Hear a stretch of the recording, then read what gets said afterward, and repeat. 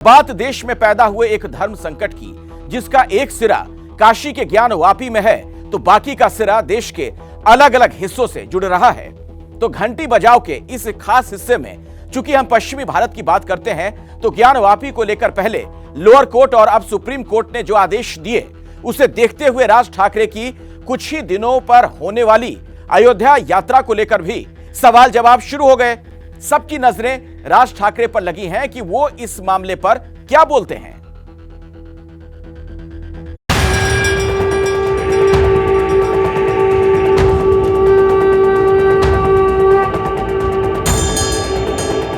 काशी विश्वनाथ के नंदी। नंदी के सामने ज्ञानवापी में मिला कथित शिवलिंग।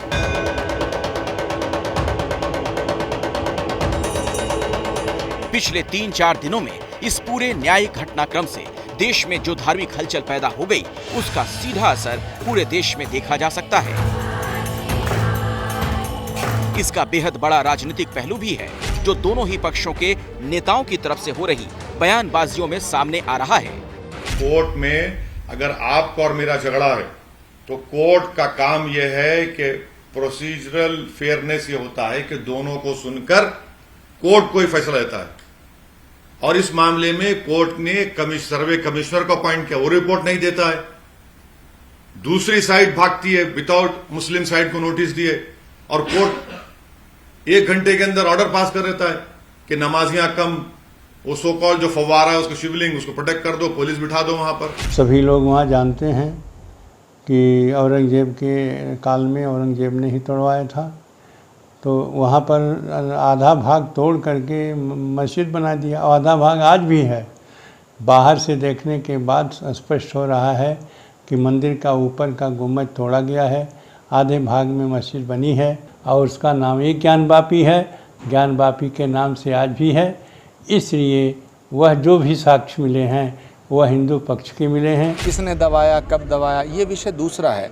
विषय ये है कि भारत भावनाओं का देश है और भारत एक संवैधानिक व्यवस्था से चलता है, तो न्यायपालिका का जो आदेश होगा उसे सभी को मानना पड़ेगा। राज ठाकरे और AIMIM के प्रमुख ओवैसी, ये दोनों अपनी दुकान चमकाने के लिए इस तरह की वाहियात बयानबाजी करते हैं। इनका ना आस्था से मतलब है, ना किसी श्रद्धा से, ना किसी संस्कार से, ना किसी राष्ट्र से। ये सब अपने अपने निशाने साधते हैं।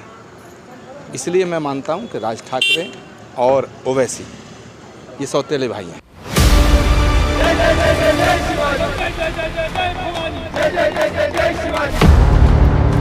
देश में धार्मिक मुद्दों को लेकर सियासी बवाल पिछले 1-1.25 महीने से लगातार जारी है, और इसकी शुरुआत करने का सिरा जुड़ता है मुंबई से, जहां महाराष्ट्र नवनिर्माण सेना के सुप्रीमो राज ठाकरे ने मस्जिदों से लाउड स्पीकर पर अजान के जवाब में हनुमान चालीसा का पाठ करने का ऐलान किया था।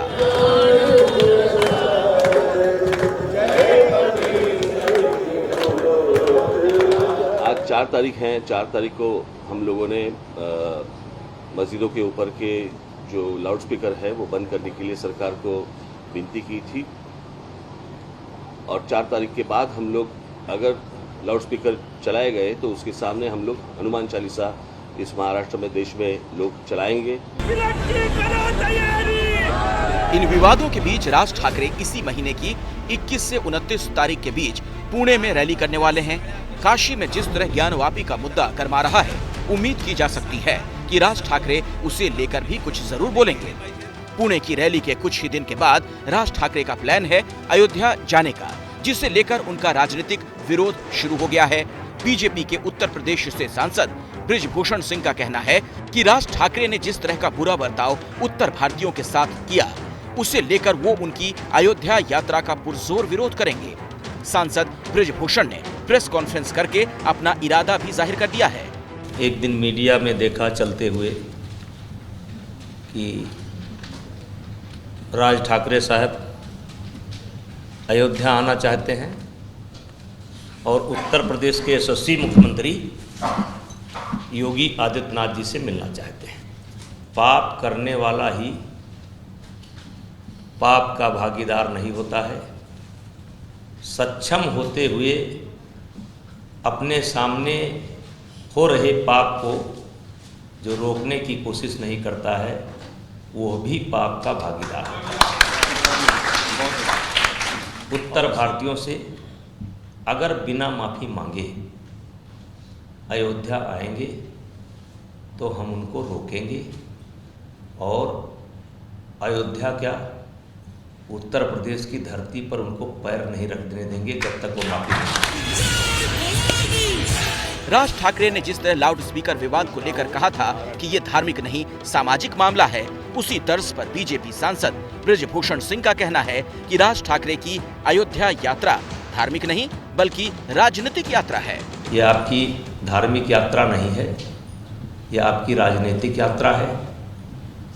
6 महीने पहले तक आप मोदी जी की आलोचना करते थे, 6 महीने पहले तक आप योगी की आलोचना करते थे।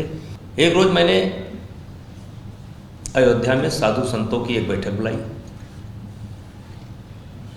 बहुत बड़े पैमाने पर मुस्लिम धर्मगुरुओं को भी बुलाया, सर्वसम्मति से फैसला लिया कि जब तक वो माफी नहीं मांगता तब तक उसको नहीं आने देना चाहिए। राज ठाकरे तो अभी अयोध्या नहीं पहुंचे हैं, लेकिन ज्ञान वापी को लेकर जो कुछ अब तक हुआ और हो रहा है उसकी खबर अयोध्या को जरूर लग गई, क्योंकि जिस तर्ज पर हिंदू पक्ष ज्ञान वापी के शिव मंदिर होने का दावा कर रहा है, अयोध्या में बाबरी मस्जिद, राम जन्मभूमि विवाद भी कुछ उसी जैसा था। आखिर क्या कह रही है अयोध्या नगरी ज्ञान वापी के मुद्दे पर?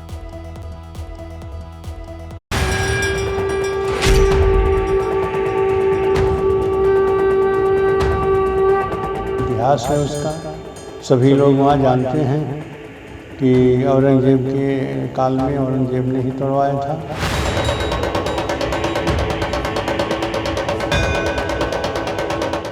अयोध्या में रामलला के मुख्य पुजारी का कहना है कि काशी विश्वनाथ मंदिर का एक इतिहास है, उसे वहां के सभी लोग जानते हैं।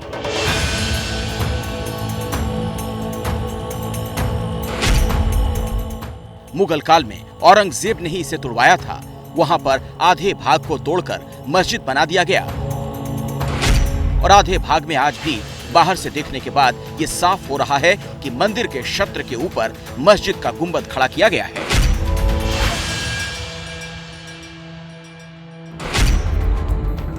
जिस आधे भाग में मस्जिद बनी है वहां से हासिल सारे के सारे प्रमाण यही हैं कि ये एक मंदिर था और मंदिर को तोड़कर ही मस्जिद बनाई गई। सभी लोग वहाँ जानते हैं कि औरंगजेब के काल में औरंगजेब ने ही तोड़वाया था, तो वहाँ पर आधा भाग तोड़ करके मस्जिद बना दिया। आधा भाग आज भी है। बाहर से देखने के बाद स्पष्ट हो रहा है कि मंदिर का ऊपर का गुम्बद तोड़ा गया है, आधे भाग में मस्जिद बनी है। ये सारी साक्षात दोबारा दिखाई दे रहे हैं। और अंदर में जो सर्वे हुआ है, जहाँ तक खाना मिले हैं, जहाँ जो भी मिली है, ये सब के सब प्रमाण यही है कि यह मंदिर था, मंदिर को तोड़ करके ही बनाया गया है।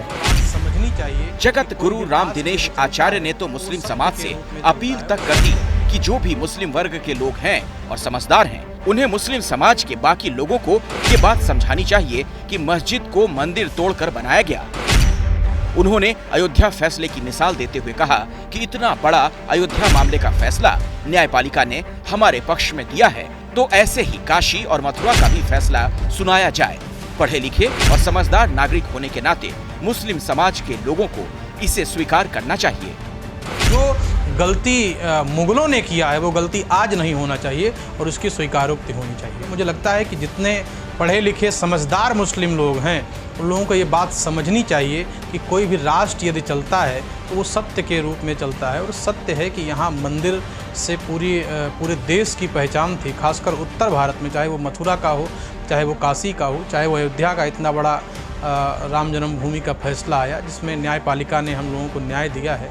तो ये सारी बातों को समझकर एक संभ्रांत नागरिक होने के कारण, एक पढ़ा लिखा व्यक्ति होने के कारण और एक संपूर्ण मानवता जिससे बची रह सके, उसके लिए इन बात को स्वीकार कर लेना चाहिए। जिस तरह से अन्याय हुआ है सनातन धर्म को मानने वालों के ऊपर, इसका ये ज्वलंत उदाहरण है। यह बहुसंख्यक समाज की सहिष्णुता है। अच्छा होगा कि कोर्ट की मर्यादा में रहें अगर बहुसंख्यक समाज जो है हमेशा संवैधानिक मर्यादा में रहा है तो इनको भी चाहिए कि ये संवैधानिक मर्यादा में रहें। ज्ञानवापी के हंगामे के बीच ही कांग्रेस के नेता प्रमोद कृष्णम अयोध्या पहुंचे। उन्होंने रामलला के दरबार में आकर दर्शन किया। इस मौके पर उनके साथ हरियाणा से कांग्रेस के सांसद दीपेंद्र हुड्डा भी मौजूद थे। प्रमोद कृष्णम ने कहा कि ज्ञानवापी को लेकर प्रत्यक्ष को प्रमाण की जरूरत नहीं है और जो कुछ सामने आ गया है उसमें किसी को प्रमाण देने की जरूरत नहीं है।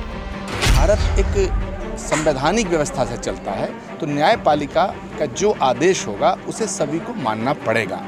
जहाँ तक है इतिहास का प्रश्न, तो प्रत्यक्षम किम प्रमाणम, प्रत्यक्ष को प्रमाण की आवश्यकता नहीं होती है।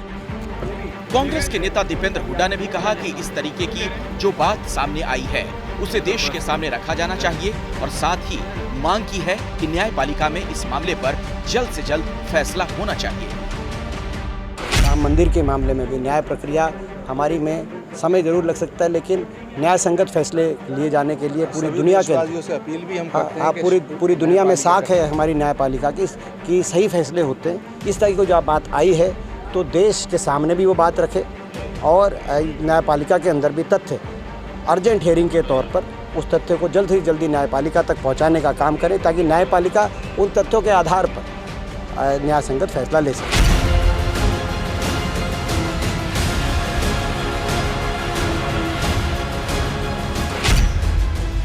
मिला जुलाकर इस वक्त जिस तरह के धार्मिक, राजनीतिक और सामाजिक हालात बन रहे हैं, इसमें संयम और समझ की बहुत ज्यादा जरूरत है। किसी भी पक्ष को मामले को तूल देने की जरूरत नहीं। मामला न्यायालय में विचाराधीन है और इस पर जो भी फैसला होगा न्याय संगत होगा, इसका यकीन सभी को रखना चाहिए।